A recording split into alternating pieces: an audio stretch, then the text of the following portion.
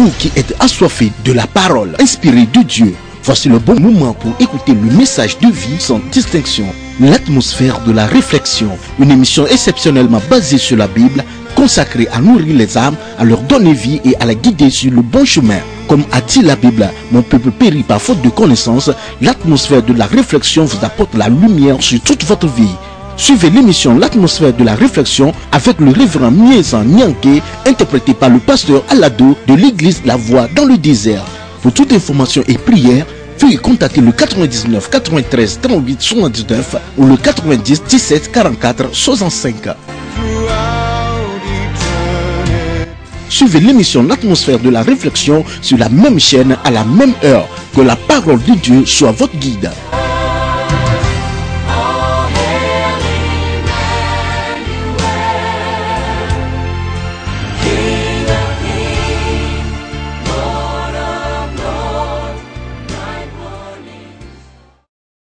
Alléluia.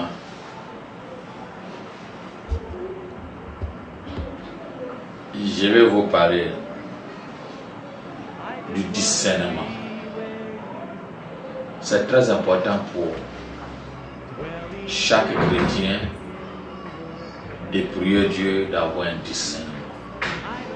Le discernement est très important parce que à l'heure où nous sommes, beaucoup de personnes sont dupées à cause de manque de discernement. Beaucoup de personnes pleurent aujourd'hui dans leur foyer parce qu'ils n'ont pas pu discerner que tel homme et telle femme est celle ou celui que Dieu m'a accordé.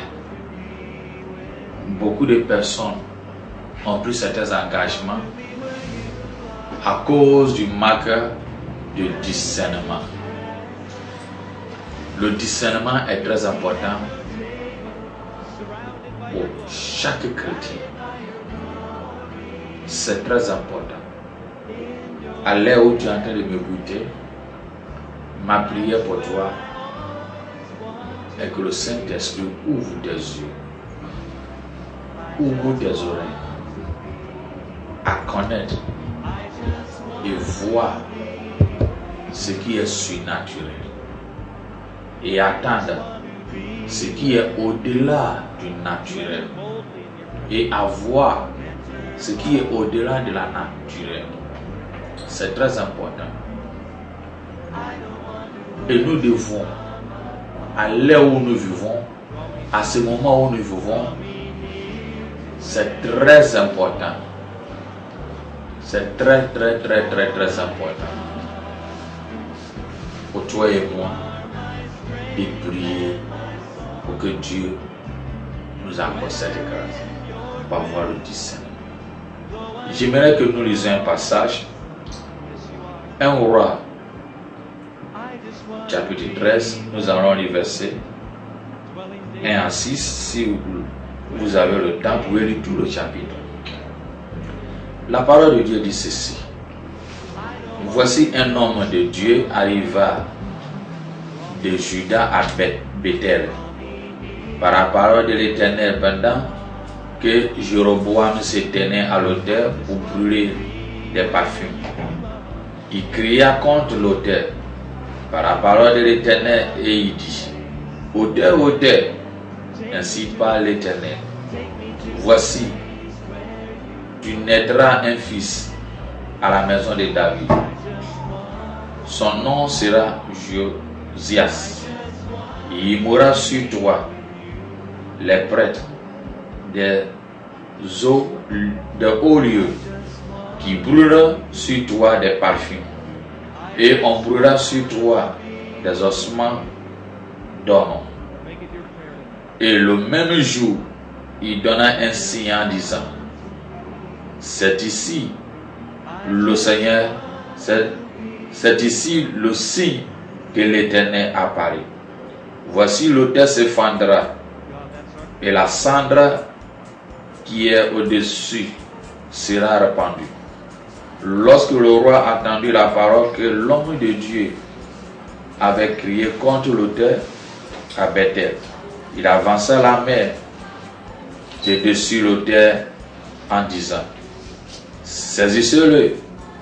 Et la main de Jéroboam avait attendu contre lui devient sèche.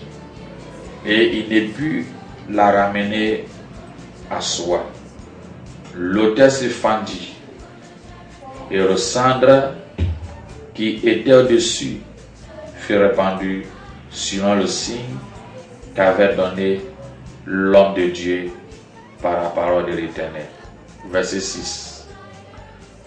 Alors le roi prit la parole et il dit à l'homme de Dieu, implore l'Éternel ton Dieu et prie pour moi afin que je puisse retirer ma main.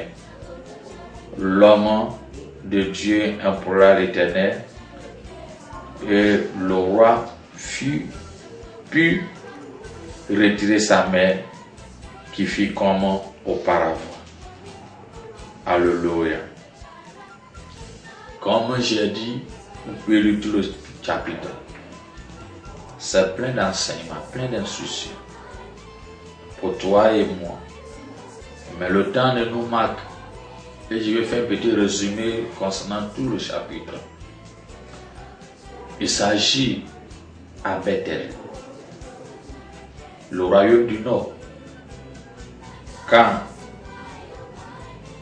Israël fut divisé en deux, après la mort de Salomon, son royaume fut divisé en deux. Il y a eu le royaume du Nord qui est appelé Israël et le royaume du Sud appelé Juda. Le royaume du Nord est composé de 10 tribus des enfants de Jacob et le Sud est composé de 2 seulement parmi les 12. Alors, le Sud était gouverné par Roboam et le Nord était gouverné par Jéroboam. Je peux dire le président du Nord est Jéroboam et le président du Sud est Roboam. Alors Jérusalem se trouve en Juda, qui est le lieu de culte. Donc Jéroboam, pour ne pas permettre, à cause de cette rivalité, pour ne pas permettre que ceux du Nord, le même peuple qui sont au Nord, reviennent au Sud pour adorer Dieu. Parce que s'il revient au Sud, peut-être il pensait qu'en venant au Sud, il peut copier le comportement, le caractère du Sud, qui fera qu'un jour les gens peuvent voter contre lui. Donc, pour les consigner dans l'endroit où ils sont, pour ne pas permettre qu'ils sortent, alors il faut qu'ils fassent quelque chose concernant les adorations. Donc, c'est ainsi qu'il a décidé de construire les veaux d'or en présentant comme le lieu de culte pour le peuple du Nord. Et puis le Sud reste pour ne pas permettre que, en disant le Nord, voici le veau d'or est votre Dieu. Ça, à peu près c'est la même chose. Comme l'or signifie la divinité, la pureté, il croyait qu'en construisant ça, ça fait partie de le culte. Et il a entraîné le peuple de Dieu et a donné le veau d'or. Ceci me donne une idée pour que toi et moi nous réfléchissons bien. Nous devons prier pour nos leaders qui nous gouvernent, soit les présidents, les chefs de nos familles, les chefs de nos maisons respectives, les chefs de nos villes. Les actes posés peut nous entraîner. S'ils posent des actes de la rébellion, ça risque de nous infecter. Ils posent les actes de la haine, peut nous infecter. Ils posent les actes de l'amour, peut nous infecter ou affecter, directement ou indirectement. Donc c'est très important. Parce que, je donne un exemple. Si dans nos nations, comme nous sommes, on se lève un bon matin et le président dit, aujourd'hui on applique le charia dans nos pays. il pleut ou il neige, tu vas revolter, mais tu vas revolter jusqu'à quand? Un moment viendra, c'est ce que vous allez appliquer. Vous allez appliquer. Les gens peuvent mourir, ils vont faire. Mais au fur et à mesure, tu vas voir que cet engouement que les gens ont eu pour riposter ou bien des rébellions, ou bien des révoltés va commencer à s'affaiblir. Donc une décision, la décision d'une seule personne peut entraîner beaucoup de personnes, soit à la boucherie ou soit à la paix. Donc c'est très important que nous prions pour tous ceux qui sont nos leaders, soit à nos services respectifs, soit dans nos familles respectives, soit dans nos villages respectifs. Parce que si tu ne pries pas le chef du village, si le chef du village c'est un tyrannie, comme souvent les gens disent, il tue. Quand tu arrives au village, il tue. Ça freine ceux qui vont aller au village d'aller au village. Ce qui fait que leur vie reste en ville. Et tous ceux qui ils avaient des bonnes idées qu'ils font au village, ils ne font plus. Et finalement, ça a factionné ta vie pour toujours.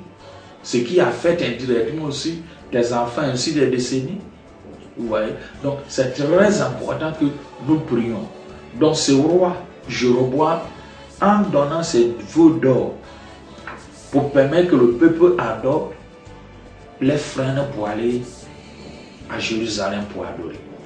Donc Dieu a vu que c'était une idolâtrie pure et c'est l'abominable. Donc il a envoyé un homme de Dieu. Et cet homme de Dieu, la parole n'est pas donnée le vrai nom qui dit bon, il s'appelle Kwaku, ou bien Kofi, ou bien il s'appelle Mizan, ou bien il s'appelle Sami Elisha, ou bien Narcisse. Il n'est même pas donné un nom, mais il dit l'homme de Dieu. Va dire le roi Jéroboam que ce qu'il est en train de faire est contre la vérité. Ce qu'il est en train de faire n'est pas dans le langage de l'Éternel. Ce n'est pas son objectif. Donc, en allant, Dieu lui a dit, va, mais tu retournes par l'autre chemin, par rapport au chemin que tu as pris. Et dès que tu arrives, ne mange rien dans la vie. Et reviens. Et si tu manges, tu ne peux plus retourner, tu seras dévoré. Effectivement, il était parti, et il a prêché la nouvelle, et il a donné la parole qu'il le faut. Le roi fut furieux. C'est vrai, quand la vérité sort contre le mensonge, les gens seront furieux. C'est ainsi qu'il était arrêté. Mais avec la main de Dieu qui était sur lui, il a opéré des miracles. Et la Bible, ce que nous venons de dire, est que la main du roi devient sèche. C'est très important. Mais l'histoire est triste. On peut opérer les miracles. On peut faire des grandes choses. Mais si nous ne veillons pas sur notre vie, on risque de tomber comme une étoile russe, comme un caillou. On peut avoir un brillant commencement. Et si nous ne veillons pas sur notre vie, on peut s'éteindre. Donc il ne s'agit pas de bien commencer, mais il s'agit de bien terminer. Il ne s'agit pas aussi de commencer mal et bien terminer. Mais il s'agit de bien commencer et terminer aussi bien. C'est ainsi que quand le roi était parti, après avoir fini sa mission, la parole de Dieu nous dit dans le même chapitre 13 qu'il y avait un vieux prophète qui était dans la vie. Et ses enfants étaient venus. Et ils ont vu la vérité, ce qui était passé. Donc ils étaient partis raconter à leur papa. Et lorsqu'ils étaient partis raconter à leur papa, il les a dit, allez l'appeler. Et quand l'homme de Dieu était venu, le vieux prophète, que la Bible n'a pas dit à son nom, a dit, Dieu m'a dit, tu dois manger. Au début, il a refusé. Parce que lorsque le roi Jéroboam lui a dit de rester et manger, il a dit non. Le Dieu que je resserre m'a dit de ne rien manger. Mais quand le vieux prophète lui a dit, Dieu m'a dit de manger, il a accepté et il a mangé. Après avoir mangé, autour de table, la parole de Dieu nous dit ceci. l'Esprit de Dieu était descendu et il y a eu une prophétie. Il a dit, tu as désobéi Dieu. Et au cours du chemin, les lions vont te dévorer. Et effectivement, voilà ce qui est arrivé. Il avait bien commencé, mais il a mal terminé. Quelle leçon qui est pour toi et moi? Le discernement est très important. L'homme de Dieu devait savoir qu'à Bethel, que signifie, quand nous lisons Genèse 13, Genèse chapitre 12 ou 13, il nous dit que quand Abraham arrivait à Bethel, il adressait un autel. Le lieu de culte, le lieu d'adoration, le lieu de louange. Bethel, le lieu de raconte des anges. Bethel, c'est le lieu de paix, le lieu où Dieu parle. Et s'il y avait ce vieux prophète qui était là, et que Dieu n'a pas parlé, l'endroit où Dieu visite, et il a permis que quelqu'un vienne d'ailleurs pour venir dire quelque chose, alors l'homme de Dieu devait poser la question. Pourquoi il est ici? Il n'a pas pu dire la vérité. Pour permettre que quelqu'un qui vient ailleurs, qui vient dire ce qui est vrai. C'est la question qu'il devait poser. Mais il a regardé peut-être autrement, en disant, bon, cet homme, il est vieux, ou bien il a l'expérience, donc ce qu'il dit est vrai. Beaucoup de personnes ont échoué, non seulement dans leur vie courante, parce que ils se sont trompés, soit en disant prophète, évangéliste, homme de Dieu, très très révérend, très très puissant, très très ceci. Et aujourd'hui, quand tu n'es pas de Christ, tu dis, mais j'ai tout donné, je n'ai rien eu. Il m'a dépouillé, il m'a fait ceci, cela. Beaucoup aussi, ce n'a pas été le cas. Les propres frères ou amis arrachaient les fiancés. Beaucoup aussi, la jeune fille que tu te crois que c'est ton ami intime de prier ensemble, arracher ton copain pour aller au mariage. Il y a des coups bas à gauche, à droite. La jalousie. Parce que le vieux prophète peut-être était là, disait que quelqu'un est venu d'ailleurs en train de faire des grandes choses. Alors, il faut qu'on le court. Aujourd'hui, ces choses se passent. Si moi je ne trouve pas le 9, toi tu ne veux pas avoir le 10e. Donc tout ce qu'il fait pour que tu deviennes le dernier, il va le faire. Au lieu de te donner des bons conseils, il ne peut pas te donner. C'est très important qu'il nous donne des conseils, qu'il devienne notre mentor ou bien notre guide. Ce qu'il dit, est-ce que c'est en conformité de ce que nous avons eu ou bien la vision que nous avons eue? Regardez un peu. Joseph n'a pas compromis sa vision que Dieu lui a donnée. Ce que Dieu te dit et tu vas le faire, je ne te dis pas de repérer, de bien écouter, mais prier et demander si cela est sa volonté. Le discernement est très important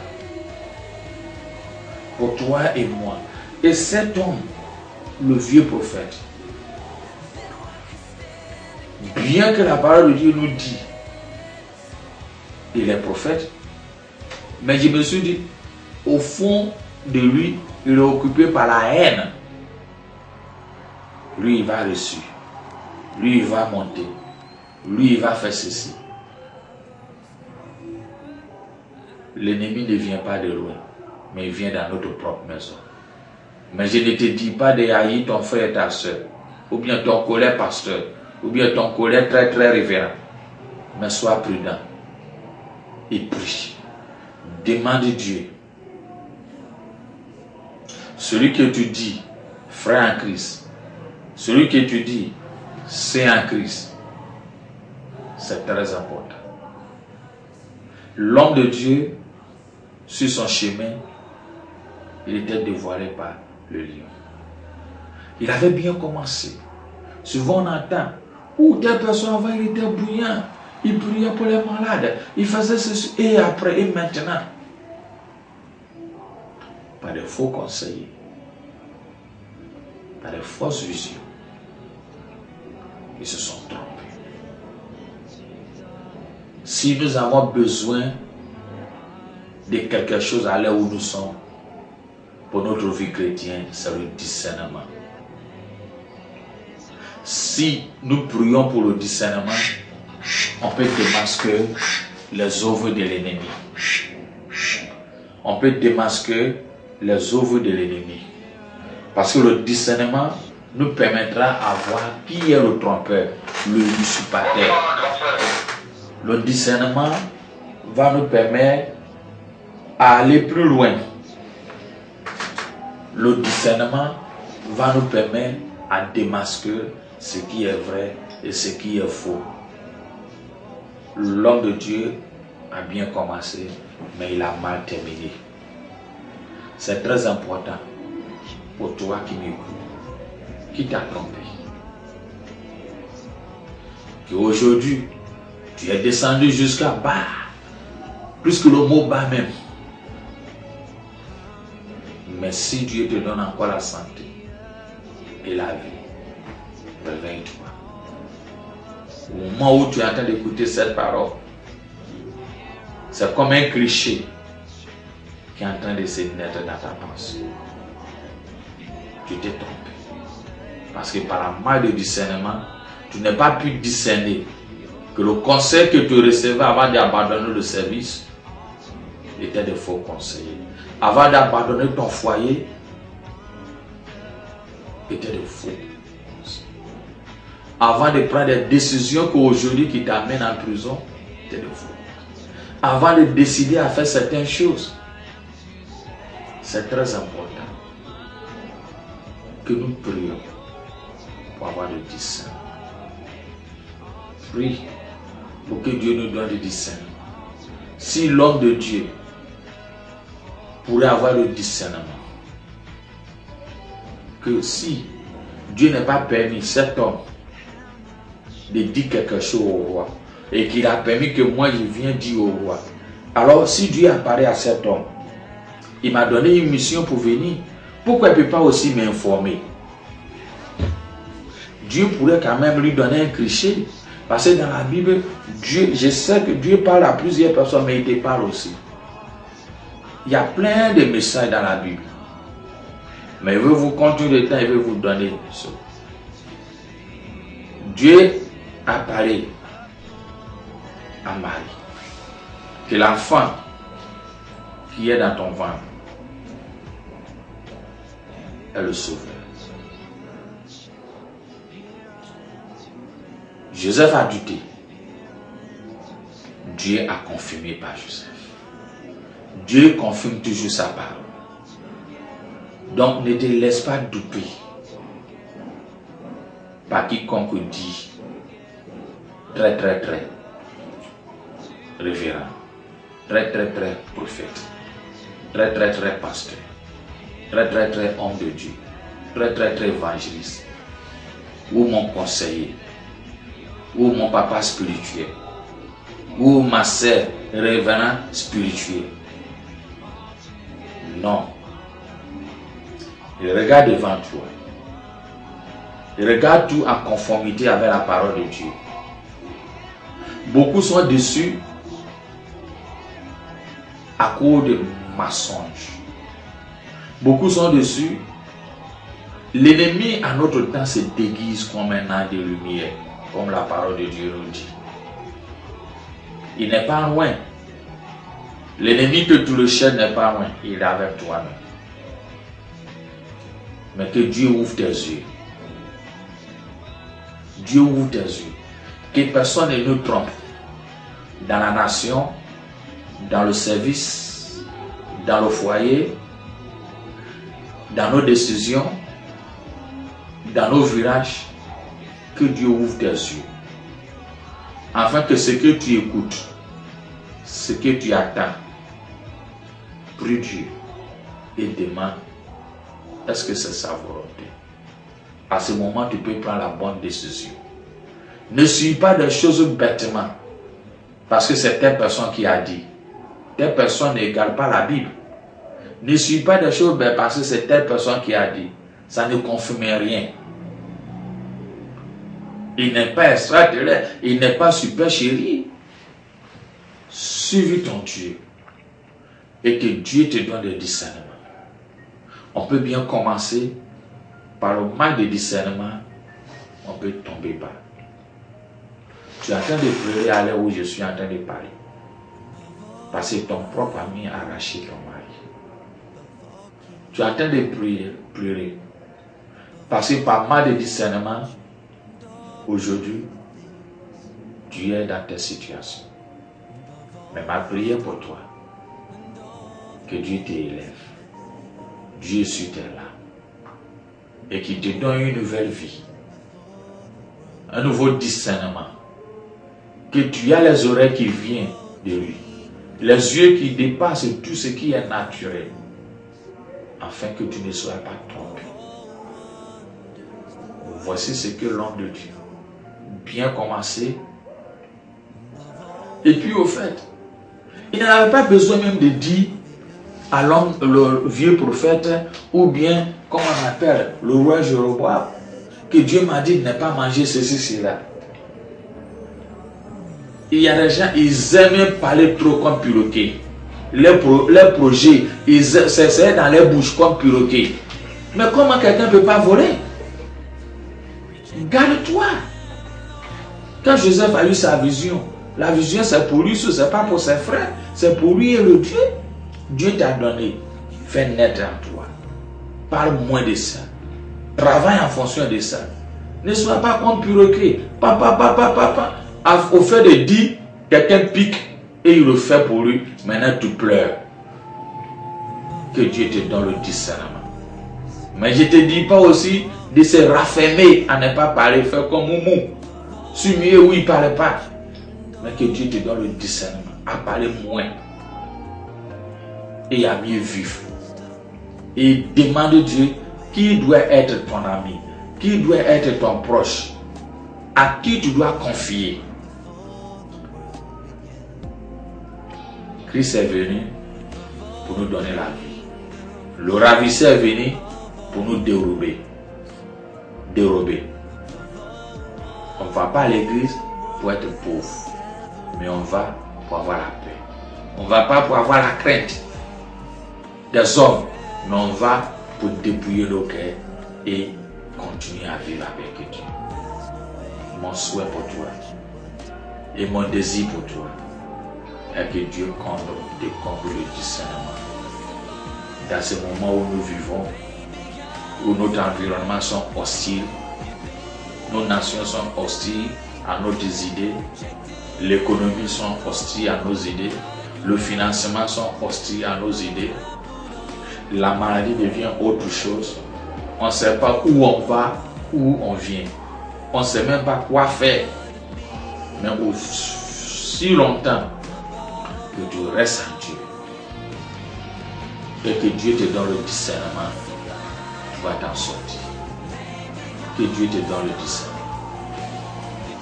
Ma prière pour toi, c'est que Dieu te donne le discernement.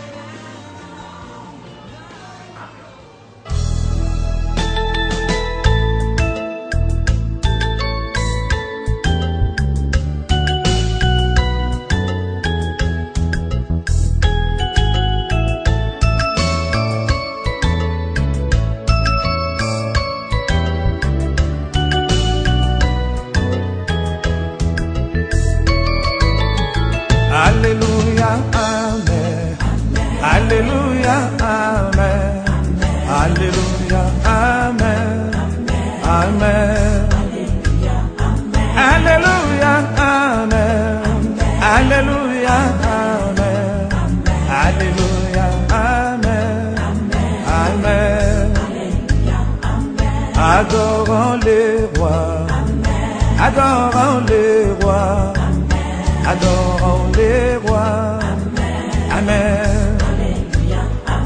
Azalis, amen, azalis, amen, azalis, amen, amen.